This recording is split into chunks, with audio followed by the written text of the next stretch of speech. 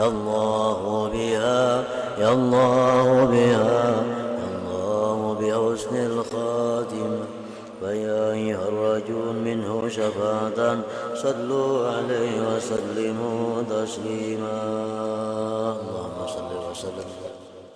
Bismillahirrahmanirrahim. Alhamdulillahi rabbil alamin.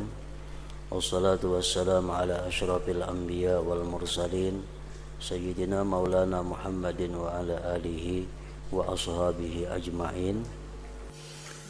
Akhirnya hamba tersebut dapat menemukan dan mengenal Tuhannya setelah sebelumnya bodoh dan tidak mengetahui. Lalu hendak beribadah, hendak sembahyang, hendak puasa, hendak macam-macam bentuk ibadah. Tetapi hamba ini tidak tahu bagaimana cara beribadah kepada Tuhan yang Maha Agung. Ini hanya ingat meyakini tentang adanya Allah dan sebagainya tadi. Ini sudah meyakini bahwa Allah memerintahkan ibadah. Ini meyakini bahwa Allah yang melarang ini berbuat maksiat. Tapi ini kada tahu kayak apa caranya beribadah itu. Nah, jadi imbah ilmu tauhid diperdalam, selanjutnya apa? Hanya fikih. Fikih itu cara pengaturan praktik zahirnya ibadah. Nah, tetapi hamba ini tidak tahu bagaimana cara beribadah kepada Tuhan yang Maha Agung, tidak mengerti apa yang mesti dikerjakan dalam melayani Tuhan dengan segenap anggota tubuhnya, lahir dan batin. Karena itu, sesudah ia berpayah-payah menghasilkan ilmu ma'rifat terhadap Allah Subhanahu wa ta'ala, maka ia harus berpayah-payah lagi untuk mengetahui apa yang mesti dikerjakan selama melayani. Makanya ngarannya tadi akabatul ilmi wal ma'rifah. Jalan sulit yang pertama ditempuh seorang hamba yang ingin beribadah kepada Allah adalah jalan tempuh ilmu dan ma'rifat. Nah, sudah ma'rifat lawan Tuhan, yakin sudah, lalu hanya belajar kayak apa tata caranya orang melayani Allah, kayak apa aturannya orang beribadah itu. Nah, belajar pulang tuh. Maka ia harus berpayah-payah lagi untuk mengetahui apa yang mesti dikerjakan selama melayani, yaitu kewajiban-kewajiban agama lahir dan batin. Setelah menyempurnakan ilmu dan mengetahui mana yang fardu bagi dirinya, ia bergerak hendak bertindak dan sibuk beribadah. Nah, sesudah belajar ilmu fikih, oke ini cara melayani Allah. Nah, hanya ingin beribadah kepada Allah, maka ibadahnya pun menjadi baik karena berdasarkan ilmu ma'rifatnya kepada Allah yang yakin. Lalu di atasnya dibangun fikih bagaimana praktik caranya orang beribadah kepada Allah.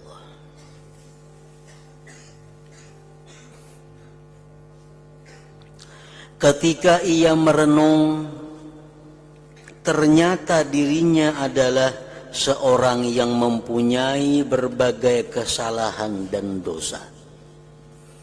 Ini sudah ma'rifat kepada Allah, sudah sembahyang ini bisa melaksanakan, sudah puasa bisa, ibadah-ibadah sudah bisa.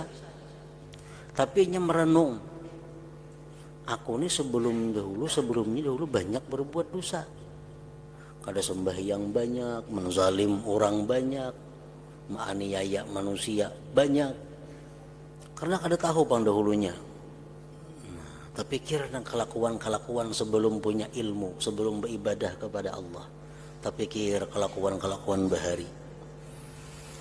Ketika ia merenung, ternyata dirinya adalah seorang yang mempunyai berbagai kesalahan dan dosa. Ini merupakan keadaan sebagian besar manusia. Hamba itu berkata kepada dirinya sendiri, timbul lagi geritik hati. Nah, orang-orang yang dikehendaki Allah itu baik akan selalu dapat kiriman dari Allah geritik-geritik hati seperti itu.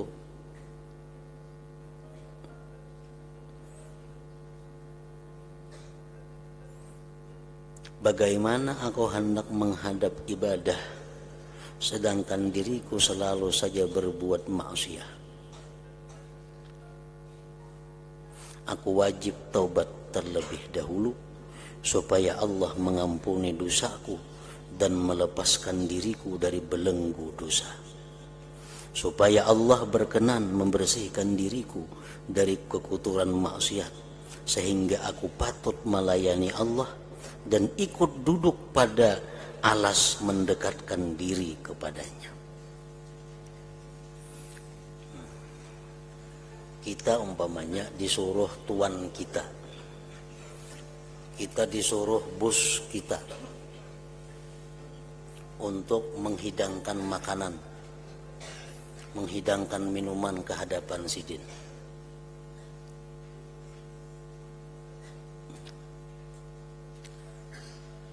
Lalu perintahnya itu, sedangkan badan kita, pakaian kita bercelumur dengan lumpur, bahkan bercelumur dengan najis.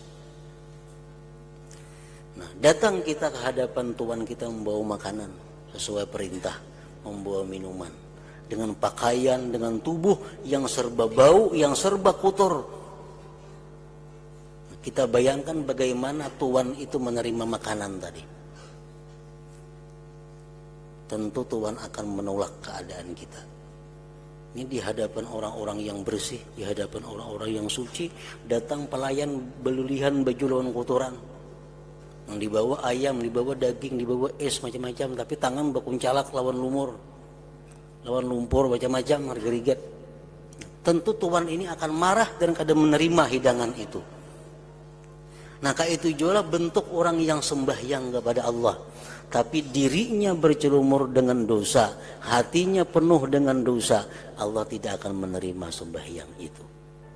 Allah tidak akan menerima. Bujur ya kita menjalankan perintah, gugur kita menjalankan perintah, bujur, sudah gugur kewajiban. Tuhan nyuruh sembahyang, kita sembahyang, sudah gugur kewajiban.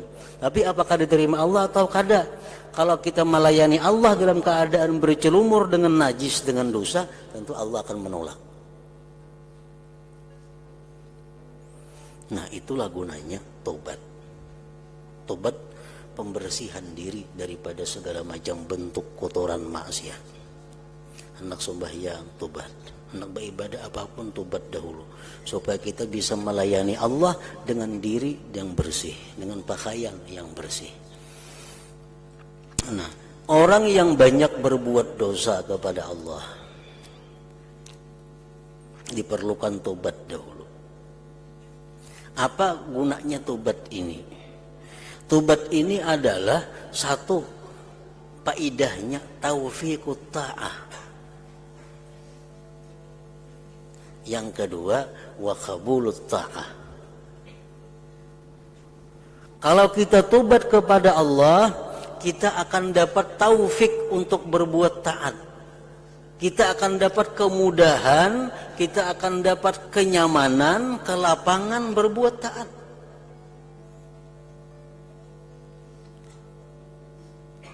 Setiap kita malas dalam berbuat taat, setiap kita kesulitan dalam berbuat taat, tidak ada lain sebabnya selain dosa yang membelenggu kita. Allah menutup hati untuk berbuat taat kalau kita bercelumur dengan dosa.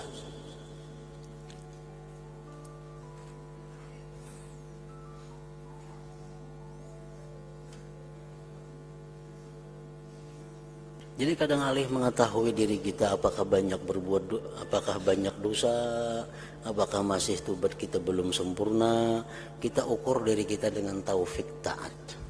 Apakah selama ini kita dimudahkan Allah berbuat taat? Apakah selama ini kita selalu berat, malas berbuat taat? Nah, bila malas, berat, sulit, berarti kita dibelenggu oleh dosa. Bawa tobat, bujur-bujur tobat. Apa yang sulit dalam taat itu menjadi mudah. Jadi mudah. Nah, yang kedua, gunanya tobat itu kabulut taat. Bila taat itu dengan mudah kita laksanakan, nah Allah akan menerima taat itu. Nah, jadi hamba yang dikehendaki Allah baik tadi, hamba yang dikehendaki Allah untuk maju ke hadapan Allah tadi, inya berpikir sebelum dahulu dajarnya aku banyak bisi dosa. Sembahyang kada, puasa kada, berjudi, berzina, macam-macam dosa aku bahari. Berarti aku ini harus tobat dahulu sebelum melayani Allah, bebersih diri dahulu sebelum melayani Allah.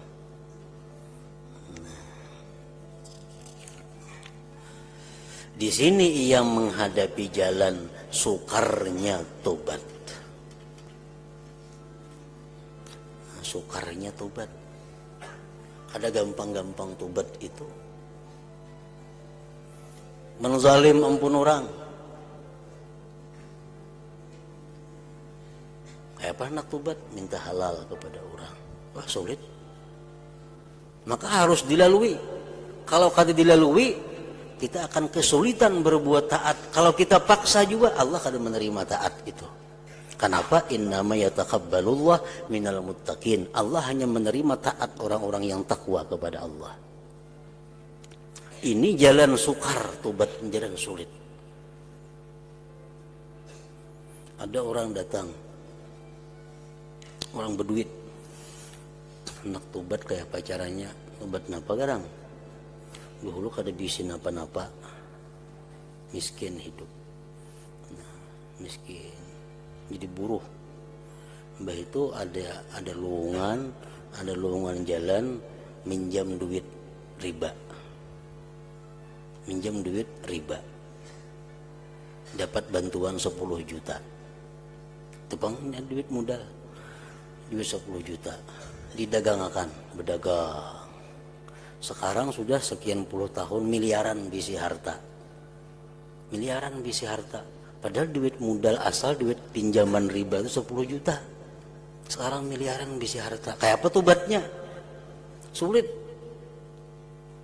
Berarti harta yang diperolehnya semuaan itu daripada modal yang haram. Bila modalnya haram, ujungannya semuaan haram. Maka bisi motor ada, bisi rumah ada, bisi apa ada.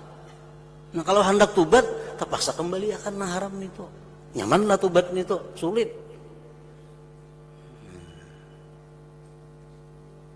Bisi motor duit itu juga asalnya nukar. Bisi rumah duit itu juga nukar asalnya. Bisi kabun duit itu juga asalnya. Babini yang jujuran duit itu juga asalnya. Nah, sekarang hendak tobat, sangguplah harta rumah ada dipakai lagi, dikembalikan kepada ampunnya. Siapa ampunnya? Berhubung kada dapat lagi ampunnya siapa-siapa, paksa kaum muslimin diberikan semuaan. Sangguplah motor beriakan semuaan. Nah, kembali ke semula pulang jadi buruh. Bila ada akun macam itu kada tobat ngarannya. Kenapa? Karena harta yang dimiliki sekarang berasal daripada nang haram. Nah, jadi kalau urusan ekonomi, urusan modal, jangan sekali-kali duit nang haram itu. Paling sulit kayaknya tobatnya. Nah, di sini ia menghadapi jalan sukarnya tobat itu. Ngarannya Aqabatut Taubah. Nah, tidak boleh tidak ia harus melewati jalan tobat yang rumit.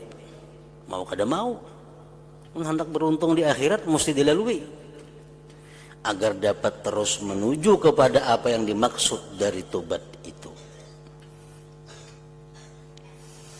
Kemudian ia mulai bertobat sesuai dengan hak-hak dan syarat-syaratnya. Apa hak-haknya tobat?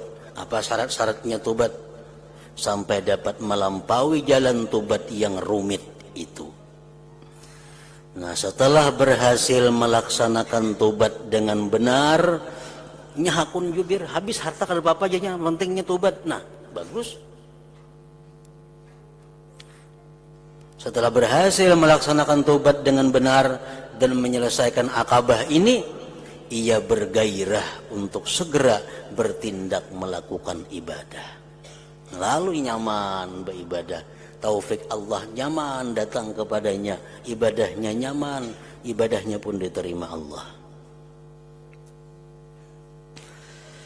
tatkala sedang berpikir-pikir dan memandang sekitarnya, ternyata terdapat beraneka ragam rintangan yang mengepung dirinya dan menghalanginya agar ia tidak meneruskan maksudnya beribadah itu. Jadi sudah bergairah ibadah karena sudah tobat bersih, ibadahnya bergairah, ibadahnya rajin, ibadahnya nyaman. Tapi akan timbul karena halangan-halangan, rintangan-rintangan yang menghalanginya beribadah itu. Pasti ada yang mengganggu jalannya ibadah itu. Sesudah ia perhatikan, nyatalah bahwa yang merintangi dirinya dalam beribadah itu ada 4. 4 ini ternyata yang menghalangi, mengganggu ibadahnya, yaitu kepentingan duniawi 1, lingkungan 2, syaitan 3, dan nafsu 4. Nah inilah yang menghalangi, mengganggu ibadahnya itu. Ini yang membuatnya kadang-kadang kadakawa pas waktu melaksanakan ibadah. Ini yang kadang-kadang ini kadakawa rutin mengamalkan ini. Ternyata penghalangnya antara 4 itu. Kepentingan duniawi, tetangga, lingkungan, keluarga, syaitan, dan nafsu. Mau tidak mau ia membutuhkan cara penolakan terhadap 4 rintangan ini dan menghajarkan tersingkirnya rintangan-rintangan tersebut. Jika tidak, tentu tidak mudah baginya buat mendapatkan apa yang dikehendakinya, yakni ibadah. Jadi di sini ia menghadapi jalan yang sulit berupa rintangan-rintangan ibadah yang disebut aqabatul awaik ngarannya. Nah, lalu kayak apa caranya menghadapi godaan duniawi? Kayak apa caranya menghadapi godaan lingkungan? Kayak apa caranya menghadapi godaan syaitan? Kayak apa caranya menghadapi godaan nafsu? Supaya ibadah kita, supaya kegiatan kita bisa berjalan teratur, rutin, dengan mudah dan nyaman. Nah, ingat situ, untuk melewati 4 rintangan tersebut harus dengan 4 perkara pula. Ya Allah biha, ya Allah biha, ya Allah bi husnil khatimah, wa ya ayyuhar rajul minhu syafatan, sallu alaihi wa sallimu taslima. Allahumma salli wa sallim